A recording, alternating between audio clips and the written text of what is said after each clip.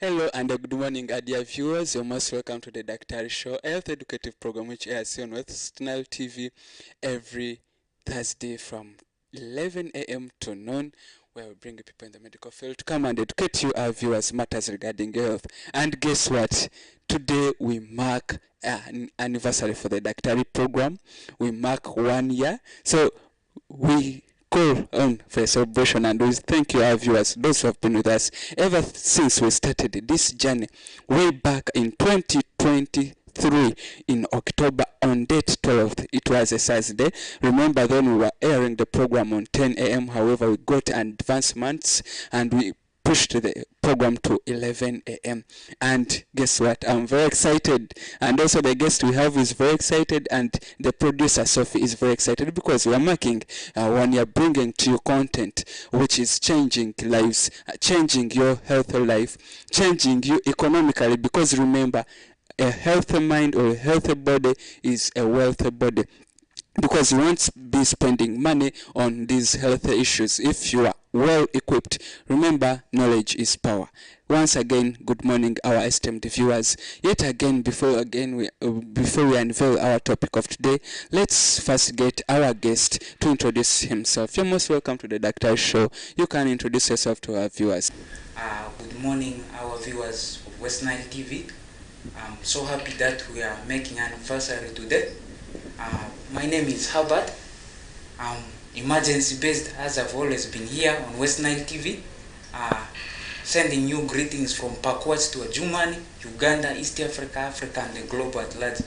I'm very happy to be here, very happy to inform you of the latest updates, what is going in the medical field, how we are managing it, the challenges, the positivities we are doing. Thank you very much. Pay attention to us.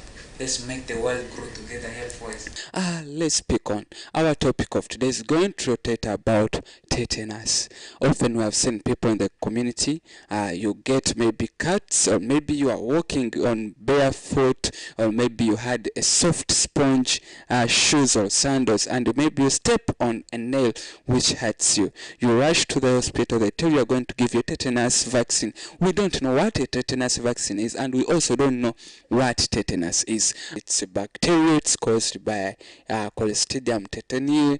Now we leave that for you, the microbiologists. However, we would love to know how can someone in the community get this tetanus? Which things we could be doing in the community which could push you to get tetanus? Thank you very much for bringing that question in. When you look at medical wise, we have terminologies we used. We are not all medics. Viewers of West Nile TV, in the medical field we say etiology. When we say etiology, the cause of the disease we want to know. But in our simple terms, we shall say we want to know the cause. We can't say the etiology. I know the medics will pick the etiology, but for our case, others who in other fields, let's say the cause of tetanus. I told you tetanus is caused by a bacteria known as Clostridium tetani, commonly in soil. In dust, animal feces, human feces, and it has a chance of living on rusted surfaces or nails. Because I told you earlier on when I was a young boy, when they used to mention me, tetanus, my mind runs to rusted nails, because they used to tell me when a rusted nail pricks you, you definitely get tetanus. So looking at the etiology or cause of tetanus, we shall say animal feces or animal, mostly people say it's cow dung which causes it. The human feces can contain the bacteria. Water can contain the bacteria. We have dust. Those are the key etiological causes or the risk factors of tetanus virus and rusted surfaces. I hope I've mentioned those are the causes of tetanus when they come in contact with an open wound. However, the guideline said absence of a wound doesn't exclude tetanus. That's what it says. Meaning that statement, I mentioned to you water. When you drink water containing the bacteria, you have a chances of getting it also, though it's rarely. That's what the researchers said. Thank you very much for bringing in that. All right, thank you too very much, Mr. Herbert. Then also, I'd love to know. We have seen people oftentimes in the community, they have maybe engaged in activities like maybe, let me say, a road accident, and they get injuries. And they also, well, like when they go to the hospital, they tell them they're going to give them a vaccine. In that process, we'd love to let us know, how can someone who has gotten a road accident also acquire this bacteria which will lead to tetanus? Thank you very much for bringing that interesting question. How a person involved in road traffic accident will get that bacteria called tetanus. I happen to mention one of the etiological causes of tetanus is soil.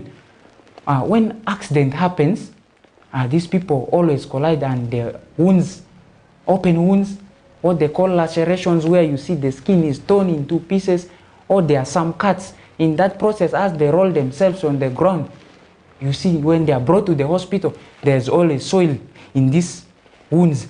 So when you look at tetanus, I want to give you a brief how the tetanus infection comes in.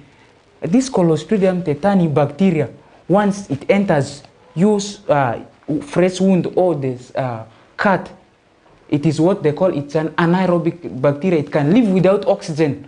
Whether there's oxygen or there's no oxygen, it lives. Once it enters there, it reproduces what they call vegetative reproduction. When it produces that vegetative reproduction, it divides into two, what we call tetanosonin and tetanolysin. When that tetanolysin is produced, it goes and binds on the peripheral and the central nervous system. When it binds on the central nervous system, it goes and affects the neurotransmitters, what they call the acetylcholine, mostly tetanolysin. When tetanolysin affects the central nervous system, binds on neurotransmitters, and the acetylcholine is not transmitted, then it affects nerve transmission. The moment when there's nerve transmission is affected, now signs of tetanus comes in: stiff neck, muscle rigidity, convulsions. That's how the tetanus bacteria comes in to appear as a disease, what they call the process of pathogenesis. So when an accident happens, it is key when these people are brought to the hospital, even before anything, when they always step, when you see an accident victim being brought in, when you see the first thing you rush and give is tetanus. Me, that's my culture, because it's easily forgotten, giving that vaccine. Trust me, whenever I'm working, if I work on a patient and the patient happens to miss tetanus vaccination from me, it tortures me.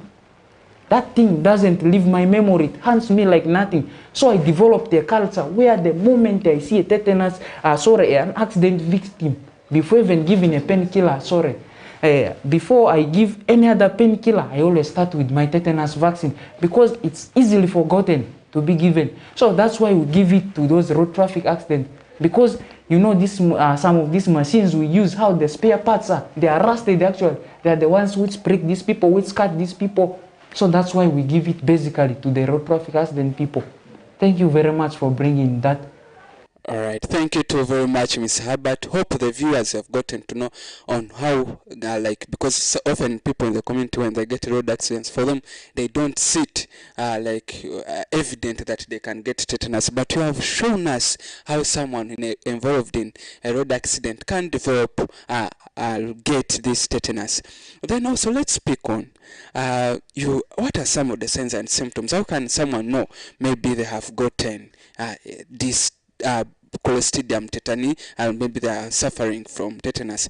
Then I'll ask maybe the next question from there. Thank you very much for bringing that question. How someone will be able to identify one has tetanus. Tetanus has 4 cardinal signs, what they call hallmark signs. They are more of Latin, but we shall classify into our English. One, the Latin word says it's called a trismus. Trismus, as I told you earlier on, tetanus was first called as a lockjaw. Trismus, you see someone biting the teeth and the jaws are locked, you can't even open. Whatever you do, you can't. There are 4 cardinal signs of tetanus. How to identify a tetanus patient or a tetanus victim or a tetanus relative there at home. Trismus or lockjaw. There's what we call a rhesus sardonicus. The moment a trismus sets in, you see this person as if the person is smiling. As the person is not smiling, it is called a rhesus sardonicus. In English said it's a false smile. And then there's what we call epistotonus.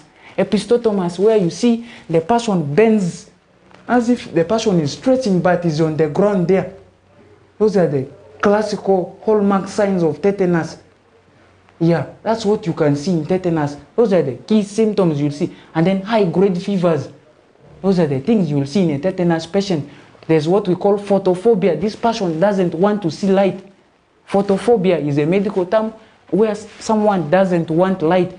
That's how you will notice one of your relatives, friends, or what spouse has a tetanus. And you should take caution once you notice that in a patient or a relative from there at home. Don't keep there at home. Forward to the hospital for medical attention. Those are the key signs I will give you. Others we can investigate from the hospital. But when I give others things like fever, headache, convulsions, some people may term convulsion, those fittings, as malaria, as people always convulse due to malaria or meningitis. But trust me, our dear viewers of West Nile TV, take it from me, 4 signs. What we call a trismus, which is a lockjaw, rhesus sardonicus, a false smile, those are Latin words, epistotonus, an aching back where the person lies on the ground and tries to stretch, false, and there's a photophobia where the person doesn't want to see light. Those are the cardinal signs of tetanus. Thank you very much for bringing that for our dear viewers. All right, thank you too very much, Mr. Herbert. Hope our viewers have gotten to know that there are 4 cardinal signs how you could know you have this tetanus. However, I picked keen interest in this cardinal sign regarding locked jaw, because also in the introduction I heard you say tetanus sometimes is called a locked jaw disease. We would love to know, why do they try to underlook other symptoms or signs and they go or hook up to the locked jaw? Then also you would clarify for us, we have seen also other illnesses which actually present almost like tetanus. Maybe someone who has meningitis, actually they may also have a locked jaw, they may also get that stiffness. How do you always also differentiate those two? Thank you very much, my host presenter, for bringing in that. Why tetanus was first called a lockjaw by the ancient scientists, as I was trying to go with the cardinal signs of tetanus, you can take it from me. I happen to make trismus or lockjaw as the first thing. The scientists picked interest from there because that was the first thing they kept noticing as tetanus. They just picked that thing from there. It was not something different. It was the first cardinal sign which presented. That's where they picked interest from. That's why they started moving with the flow from a trismus, rhesus sardonicus, a false smile, to epistotonus, and aching back to photophobia. That's why they picked interest in the locked jaw. Thank you very much once more. You happen to mention what they call differential diagnoses in relation to tetanus. Someone may present with convulsions, someone will present with photophobia. What are some differentials, or which other diseases differentials are like? Which other things you can bring in relation to tetanus, but you're not sure it is not a tetanus? I will give you one as meningitis. You can mistake meningitis for tetanus. Why? In meningitis, there's photophobia. The patient doesn't want to see light. The patient is irritable. Touch a patient with meningitis, the patient doesn't want you touches. And there's always that neck stiffness. But you can differentiate it from tetanus in that in meningitis, when you try to touch the neck like this, there's what we call Brzezinski's sign. In tetanus, when you touch, in meningitis, when you touch a patient's neck like this, the patient feels a lot of pain. It is called Brzezinski's sign. Meanwhile, in meningitis, there's what we call a canning sign. Try to flex leg of a patient with meningitis like this. When the patient is lying down, watch the face. The patient express pain. So that's how basically you will differentiate tetanus from a meningitis, that format. You can even, in relation to tetanus, you can say a febrile convulsion of unknown cause. Because the person is convulsing, the fevers are high, you are not sure whether it is tetanus. That's why it is advisable in fever, in acute febrile illness, a program enrolled by Ministry of Health 1 month ago. I happened to be one of the surveillance team. When I attended this program, I happened to understand that we should not only consider fever for malaria. There are very many causes of fever. In this program of acute febrile illness, a surveillance program by Ministry of Health, we look at what are the causes of fever. I'm not afraid to say this. I happened to investigate a patient 2 weeks back. In this patient had high fevers. So in that program I was trained, I was given other causes of fever, VHF, the Marburg, the Ebola, other thing, the arbovirus, the yellow fever. I picked a sample from this patient. This patient was followed 3 weeks back only to find this patient Ebola positive. When we tried to go as a surveillance team on ground following this patient, we find this patient died. We went up to the patient's village. We found this patient was already buried. So that thing gave me a wide vision. The moment you test malaria negative, you test other things negative, don't conclude typhoid, please, a blood culture should be done. So, in relation to differential to tetanus, you can say meningitis, febrile convulsion or illness of unknown cause. Those are the things you can put. Thank you very much. All right, thank you too very much, Mr. Herbert. Indeed, it is crucial, and I'm getting to understand more of what this tetanus is, and also other differentials. You know, people, whenever maybe they get, now you told us it majorly presents with a locked jaw. So someone, in case they get a locked jaw, they may just conclude that it's tetanus. However, you have given us some of those differentials. Then also regarding maybe the care, we assume maybe there was an accident by the road, and there is maybe, let me say, good Samaritan.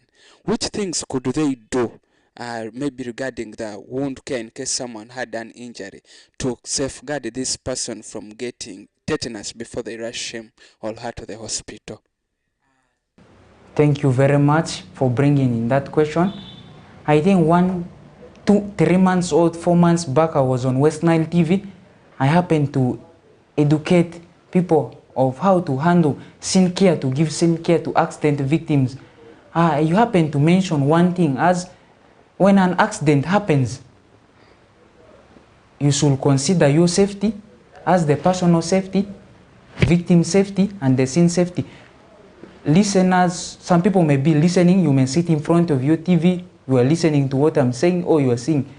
Let me say it as listeners and viewers of West Nile TV, when you get a mass accident, which I experienced 3 months back, mass accident, a truck overturn, which happened, please, I know people may be bleeding, you want to help them, but which type of cloth are you going to use for padding a bleeding wound matters. Don't be the source of infection to these people. As one time I told you on West Nile TV, when you see a wound is bleeding profusely, spare a clean handkerchief, do what they call a wound packing. Just pack it into that wound. 5 months back, an accident happened. I don't know where people gain that courage from. They packed tea leaves with soil into the wound in an attempt to stop bleeding. So when the patient reached inside, when we tried to irrigate what they call a surgical toilet, I was getting a lot of tea leaves with soil. I asked the patient what happened, that people were packing this, telling him they're trying to stop bleeding. Please avoid that. What you can do is pad those wounds using clean piece of cloth. As soon as possible, flag for us these people in the hospital. Other measures we can do them from the hospital. Do first things first, do the necessary, which is essential to save life. Don't attempt too much. Flood to the hospital. Thank you very much. All right, thank you too very much, Mr. Herbert. Hope our viewers have gotten to note. In case you are at the site of an accident, use clean pieces of cloth, maybe to to bandage and also maybe to pack in case the wound is too big. And please, let's not use soil, because he told us this bacteria also lies or lives in these soil particles, maybe dung, and also people use dung, by the way. So viewers, please take in note of that and let's avoid that. And we have come at this moment, we have come to the break for our first segment. However, maybe let our guest say something before we break off. Thank you very much, listeners or viewers of West Nile TV. There's one point I wanted to stress forward. He mentioned something about cow dung. There's one thing I want to tell you about cow dung. People mostly smear their houses, the floors, using cow dung. And one thing I want to mention to you, as I was young boy, my memory keeps things for long. I used to hear elderly women saying, once a baby is born, before the cord falls down, get the droppings of a lizard and put it on the car and the baby's cord. It makes the cord to fall off easily. Or there are some leaves they boil and put it there. Never attempt that. And secondly, tetanus, there's what we call a neonatal tetanus, common in babies. It happens when the cord is cut using unsterile instruments. That's how it mostly happens. Please and please, my dear fellow health workers outside there, take care of this. Midwives out there, teach mothers good cord care for their babies. That's how mostly it happens. That's what I wanted to stress forward about spread of tetanus, called neonatal tetanus. Thank you very much. Alright, thank you too very much, Ms. Herbert, for putting in much emphasis on this cow dung usage. Let's first break for a short commercial break, and we'll be back in the next segment where we'll take us through the tests which can be done to confirm whether you have tetanus, and also the preventive measures you could do in the community to keep yourself and your family safe from getting tetanus. Let's get back. I'm your host, Sunday Junior Tom.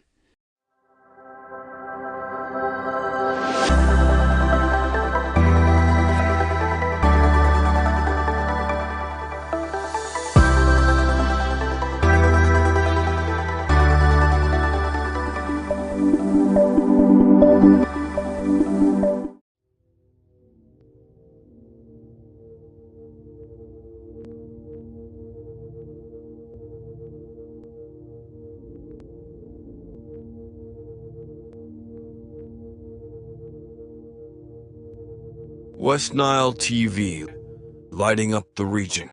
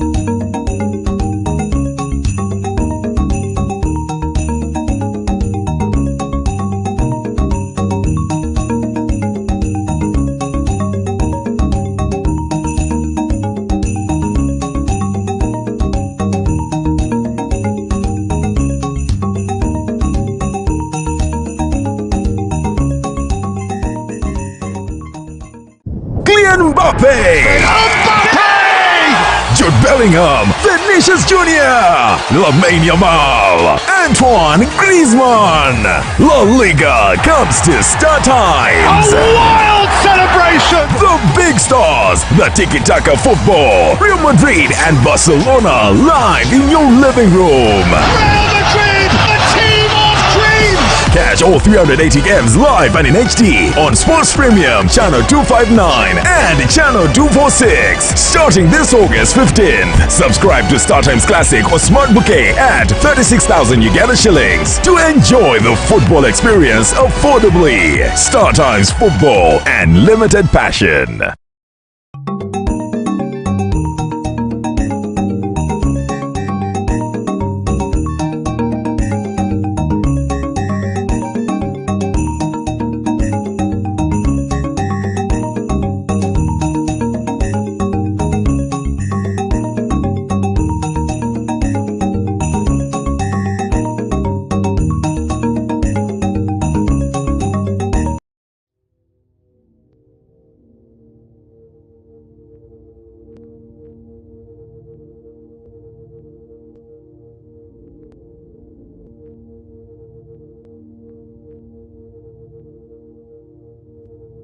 West Nile TV, lighting up the region.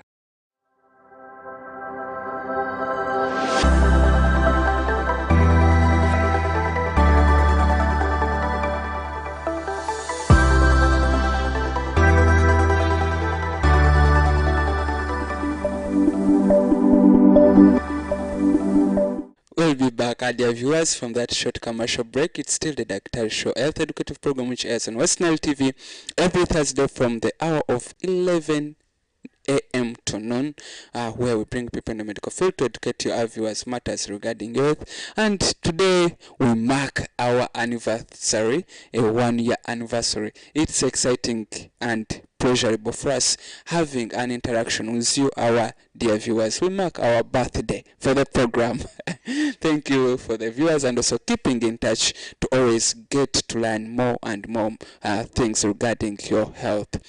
In the first segment, those who have just joined us, our topic of discussion is regarding tetanus, and our guest, Mr. Herbert, took us through what tetanus is. He told us it's a form of a locked jaw caused by a bacteria called Clostridium tetani.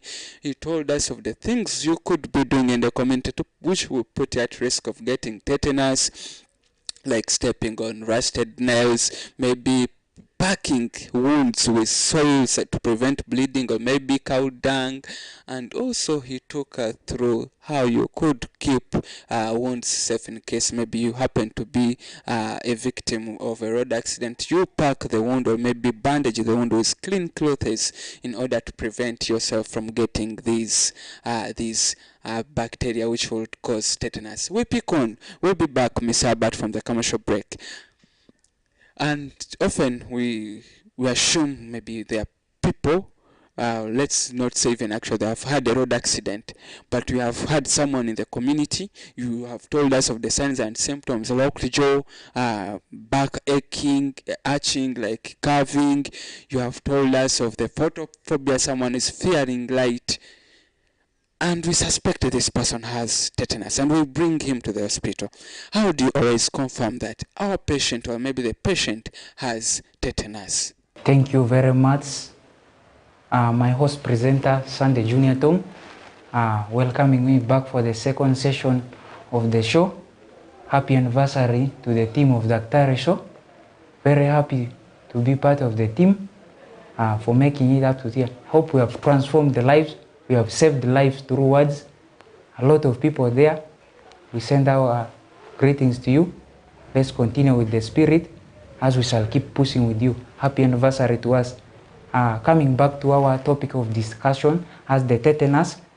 Coming to the investigations, how we can confirm one has tetanus. The people in the police, they even know. When a scene happens, the first thing they always look for is evidence. Evidence. Before even they go for evidence, they go to a physical inspection. They inspect you. They go to physical examination. They examine you before they go in their ground doing their investigations there. As I told you early on, the first thing you do in a tetanus patient is history taking. Ask what happened to this patient. Okay? Ask what happened to this patient. They will tell you this patient is this and this. After asking, go inspect this patient from head to toe. Look at the face. Look at the jaws. As I told you, locked jaw, rhesus ordonicus, a false smile. That is what you should look at. After that physical examination, go into history taking. How did this thing start? Did this person get a wound which was not managed well? This baby is having a rhesus ordonicus, a locked jaw. Did you people put cow dung on this baby's umbilical cord at birth? How was this cord cut? While you people at home, what were you people using for maintaining this cord? What type of cord care were you people giving to your baby? That's what I'm trying to mean. When you take these histories, now let's go to the investigation. I told you we have differentials, other causes which we may mistake for tetanus. You go and do what they call a central nervous system or CNS examination.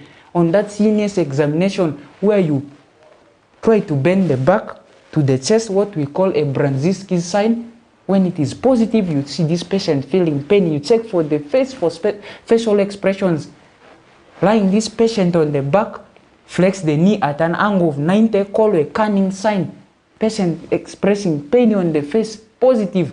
That is a sign of meningitis. So, our investigations we can do, first we have to do a malaria test, a BS blood sample for malaria parasite. There's fever. What if we don't know the cause of this convulsion, that body stiffening is fever? Malaria might be there. You have to do a blood sample for a malaria parasite. As I told you on, there's what we call acute febrile illness, where we don't know the cause of the fever, but we investigate. You remove a blood sample for culture and sensitivity. Trust me, in a blood culture for culture and sensitivity, you may have a tendency of identifying the Clostridium tetani bacteria very fast compared to others. Trust me, on this patient, there's a cut wound. There's what we call a pass swab. There's a swab. There's okay, in simple science, I want to make everyone understand. There's a stick. It is kept in a sterile container, a clean container with the cotton in it. You remove and you pass it on top of that wound. Collect whatever is there, even if it is pus, it is what? You put it in that container, you take to the lab for a culture and sensitivity. We want to identify which bacteria is that. There easily we are going to identify the tetanus bacteria. Which drugs we can use to kill this bacteria, all will be identified in the lab. So we have to do a lumbar puncture for cerebrospinal fluid analysis. Lumbar puncture meaning the cerebrospinal fluid is here, it lies in this line. We pass a needle in between these vertebrae bones of the back. We withdraw that sample. We take for a CFS analysis. We want to see if it is a meningitis or whatever cause it is. So that's what we do. In relation to that, we do what we call an ECG. When there's tetanus, there's what we call a cardiac arrhythmias. You see the person having problems with the heart, irregular heartbeats. We do an ECG to see how the heart is functioning.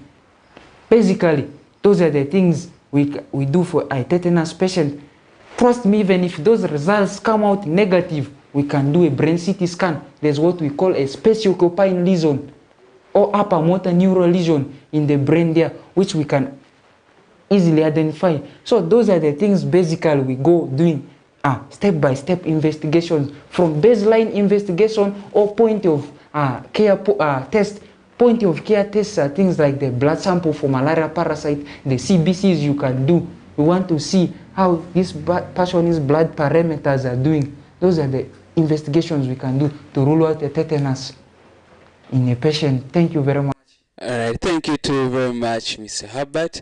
Hope our viewers have gotten to know of the tests they always do in the hospital to confirm or maybe diagnose whether you could be having tetanus or maybe other similar or related conditions which could present like tetanus. Then, however, Mr. Herbert, we would love to know. Often people in the community are worried. Maybe I've brought my patient to the hospital, they had an accident, or maybe they had these signs and symptoms for tetanus. What do you guys always do to the patients in form of management and care? Thank you very much, my host, for bringing that interest in management of tetanus. I know very many people outside there, our viewers of West Nile TV, you may be wondering how we can save these people out of tetanus, what we usually do in the hospital. There are some things you see us doing in the hospital there. I know if I don't explain to them to you people here, you'll say these people are cruel, these people are arrogant. One of the things I want to put forward, we always keep your patient in a very dark, dim, a room without light. I know indirectly some people may be saying there the health workers are not doing justice. How can you keep us in a room which doesn't have light? That is the thing you people may be saying there. I know it happens. You people can say it. Out of all the rooms in the hospital, they brought us in this room without light or with dim light. What is the meaning? So basically, when your patient reaches the hospital, there's a locked door. We are not sure if the tank is falling backwards, obstructing the airway. There's ABCD management air breathing and circulation, where we start with airway. We struggle, there's what we call a Bowel Davis mouth gang. We open this locked jaw, we put an oropharyngeal airway piece. If an oropharyngeal airway piece is not there, we get a 10 ml syringe, we remove the plans which is used for pushing in the medicine, we remove it away, we fix it there on top of your tongue, it opens your mouth, opening the airway. Second to that, we pass what we call a nasogastric tube or NG tube. In our simple terms, when we interact with our locals there, in local we tell them emupira, emupira. We put it through your nose, we measure it into your stomach here. We pass it such that we don't feed this person through the mouth. Why we pass that thing, I'm going to give you the reason. Once someone has gone into a state of unconsciousness, there's what we call the uvula, which lies in your throat there. There's something which is shaped like this. I'm meant to understand. Some tribes do cut it away. That thing, the function is when you're swallowing food, it goes and closes your airway, such that the food doesn't enter your airway. So when there's tetanus, there's already paralysis. The uvula is paralyzed. So when we don't put this NG tube or nasogastric tube, or to the locals we call it a mupira, when we don't put it, we are going to continue feeding your patient. Since this uvula, instead of the food going to close the airway, it will be weak. Definitely what you are giving will be passing into the lungs, and that will cause aspiration pneumonia. Trust me, there's no reverse for an aspiration pneumonia. However strong antibiotics we give, the result is always death. And very many people we have lost due to aspiration pneumonia. When they tell you your patient, your relative has aspiration pneumonia, much as we work hard to save their life, it's always hard for us, and it is a very hard thing to pull backward. So when your patient reaches, we pass that NG tube, one for giving oral feeding, which we always teach the attendants how to feed it. Why we also put the NG, the oral medications. You know, these patients, we don't want to inject them. The moment you inject them, you inflict pain. Once there's pain, it triggers also convulsion, that muscle rigidity. We grind these tablets, we put them through the NG tubes. That's what we do for these patients. Secondly, we isolate them in a dim light room to prevent photophobia and disturbance. Once there's light, it triggers those seizures or convulsions or spasms. We put them there, and a noise, we limit the number of attendants moving in, banging doors, people moving, shouting. We don't want noise. Noise also triggers those convulsions. Those are the things we do. Secondly, we go to tetanus immunoglobulin injection. Tetanus immunoglobulin injection is different from the tetanus vaccine. Tetanus vaccine is called the tetanus toxoid. That was tetanus immunoglobulin. Manufactured from the serum of a victim with tetanus, but the vaccine is now attenuated in a way that it doesn't now affect the body. Rather, it fights the virus.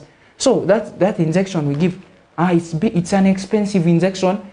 Sometimes even if the government supplies it, it may not be adequate to sustain the number. So please, let's take care. I'm just giving that one as an advisor. But it's there in the hospital. It's very expensive when you don't get it there. So that is what we give. To that, we add some antibiotics. Things like metronidazole, the intravenous we infuse. We are fighting against infections. We give some painkillers to this patient. We give what we call, we do what we call a surgical toileting or wound debridement. The moment this wound is there, we can't leave it. We go and we put some anesthesia, we wash it to the extent it has to bleed. When it starts bleeding, we start now our dressing. Meanwhile, doing our care, we do give muscle relaxants. These people keep conversing that muscle stiffness.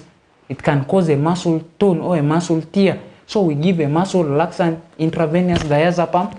There's what we call a magnesium sulfate injection. These are the things we give to relax the muscles. We nurse this patient in a good position with the routine care, painkillers given. We monitor this patient. We do ECGs to monitor how the cardiac functioning is. Definitely, this patient's prognosis improves, or the outcome of the disease comes out slowly. That's how we manage our tetanus patients. And if everything fails, we always push them to what we call intensive care unit, where they do them a mechanical ventilation. Mechanical ventilation means they pass a tube through your throat into your airway, and it is connected to a machine. Instead of that effort you're using to breathe, which is affecting the breath more, the machine now supplies it. You know, when that respiratory effort you are using it also triggers convulsions. So we push them to ICU if everything management is failing. But not forgetting, in our management, we also do give oxygen. Yeah, thank you very much. All right, thank you too very much, Mr. Herbert. And also our viewers, you have gotten a feeling of what is always done in the hospital. Key to note, when they tell you to, maybe when they take you, reserve you a dark room, please. They are not isolating you. However, it's part of the management. They don't want the trigger, since light is a trigger for convulsions or fits in these patients who have tetanus. Thank you very much, Mr. Herbert. Indeed, it's exciting and educative. Hoping also our viewers are getting to note. However, which things could we do in the community to prevent getting tetanus, because we have seen how worrying it is? So which role or what are the roles the societies or the viewers could play in order to keep themselves safe and the family safe from getting this bacterial infection by the Clostridium tetani? Thank you very much for bringing in that topic or headline.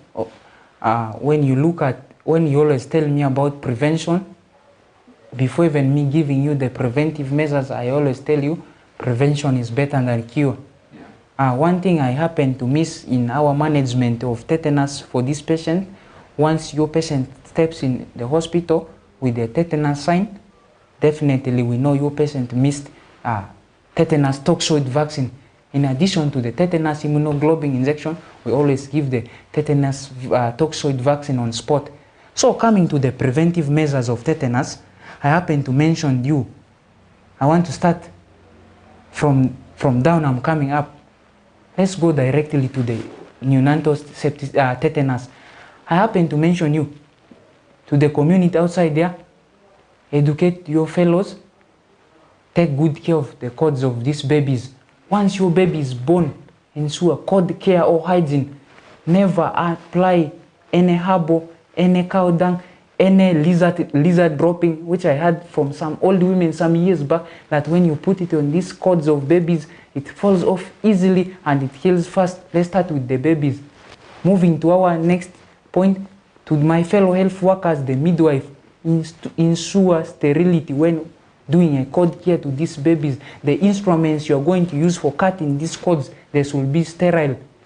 To my fellow health workers, injection procedure, how you're going to give you injection matters. Never use contaminated things. I'm a fan of surgery. I like surgical procedures. To my fellow people like me who also like surgery, one thing with me, trust me, I will never use instruments where I see rusts for working on doing procedures on my patient. Whenever I'm doing procedures, I go and check my instruments. I see some rusted one with the rusted spots, I first pick them aside. Moving outside to the community outside there, whenever you get a wound, please don't undermine it. Coming to the hospital just for a tetanus toxoid slot doesn't take you 5 minutes. The moment you enter the hospital, tell a health worker, I've just come to receive a tetanus injection because I get a wound. Immediately, trust me, they just open and give you. That injection doesn't take time. Rush to the hospital, receive your tetanus toxoid slot. To the pregnant women outside there, whenever you're going for your antenatal, ensure you get that tetanus vaccination. There's a tendency of conducting that during delivery. So those are the things basically you can do. When you get, let's ensure we put on footwears or we take good care of our instruments. We are not using like the rusted nail. There are some timbers they are removed from houses with nails. They are just dumped on the compound. Their children are playing. They end up being pricked.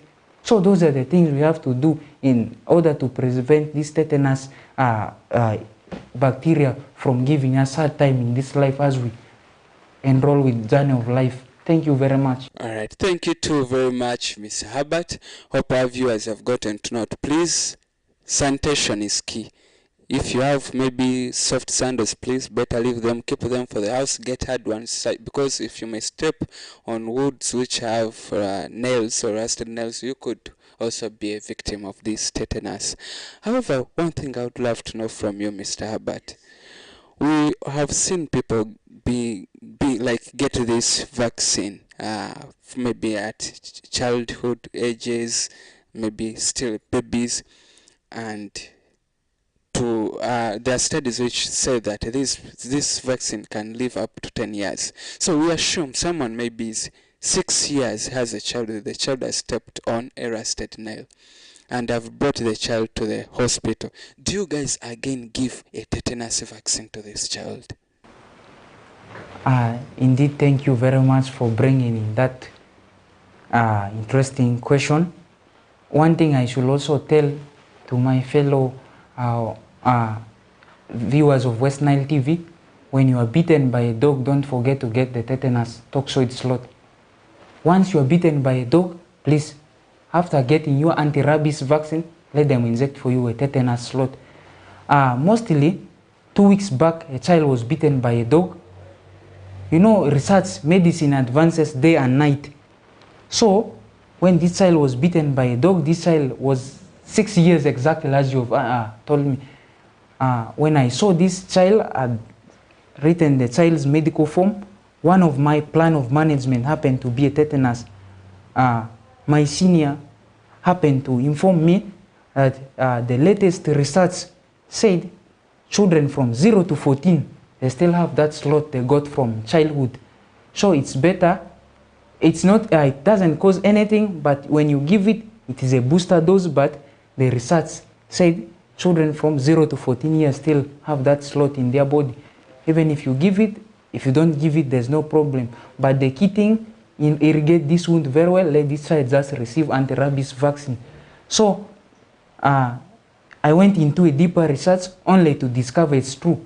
Those children, even if a child of 2 years gets a wound, it's better you just clean breast, ask the mother for immunization history, tetanus given, there's no problem. So that's what I was able to know in the past 2 weeks. Okay. All right. Thank you too very much, Mr. Herbert, and also our viewers have gotten to know. Today, our topic of discussion was regarding tetanus, and we have come almost to the end of the program. However, Mr. Herbert, you could give in your last remarks to the viewers as we conclude. Thank you very much. As we come to the end of our show, as a guest presenter here on West Nile TV, psychologically, I'm a bit tortured. Despite we keep educating, people tend to take time. Health-seeking behavior is deteriorating. We have been receiving challenges since July up to October. I'm not afraid to say it. The death rate is high. Over conditions we could manage, which we tend to undermine at home first. We come when the condition has worsened. However much we try to fight, we always lose people. My words to you people outside there, when you feel a minor symptom, never undermine. Please seek medical advice or attention as soon as possible. In hospital, we only repair. But you people, it's you who build your health from home. Otherwise, take good care of yourselves outside there. As we move, let's take the rest together. Thank you very much. Happy anniversary to. All right. Thank you too very much, Ms. Herbert, giving in your time to come and educate the viewers of West Nile TV and our society at large, and also the viewers. We don't take it for granted. You're giving in your time to get educated. It's noble and grateful of you. I've been your host, Sunday Junior Tom, for this Daktari episode, which was regarding tetanus, and Sophie behind the production team. Thank you very much. Till we meet again next Thursday from 11 to noon. And happy anniversary to us and to you. Thank you.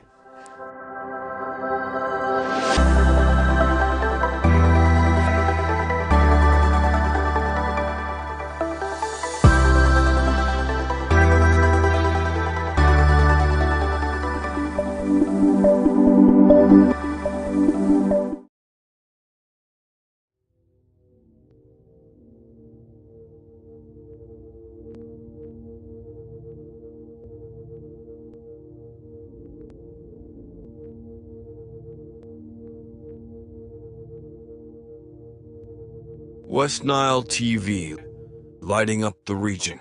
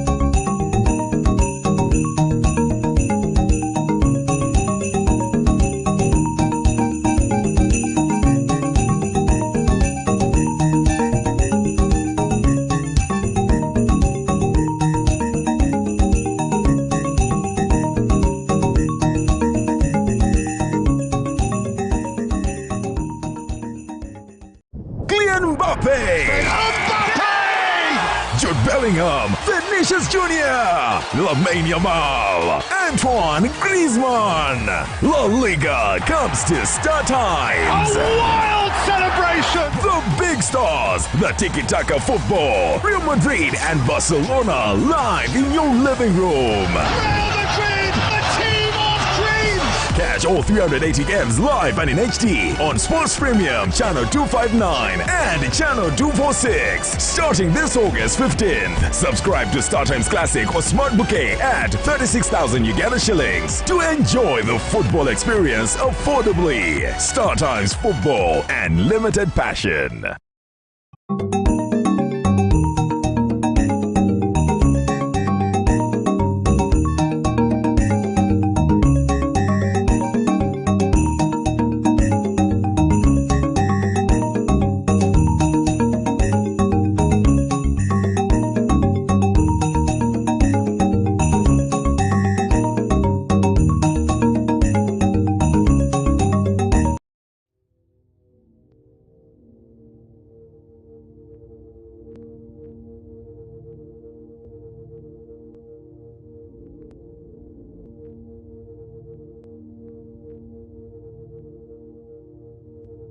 West Nile TV, lighting up the region.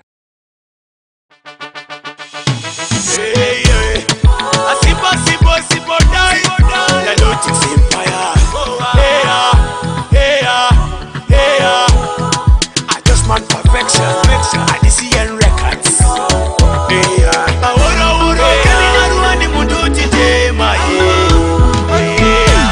hey, you desire my capinori. Oh, yeah. Arua, na la tataru.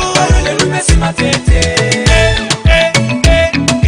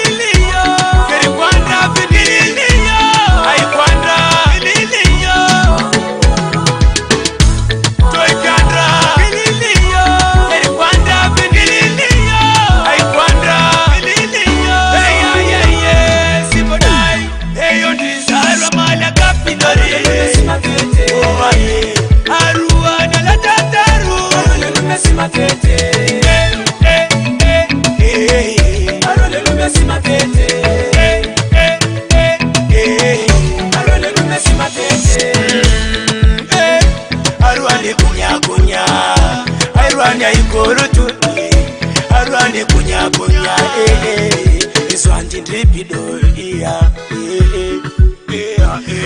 I contributor yeah.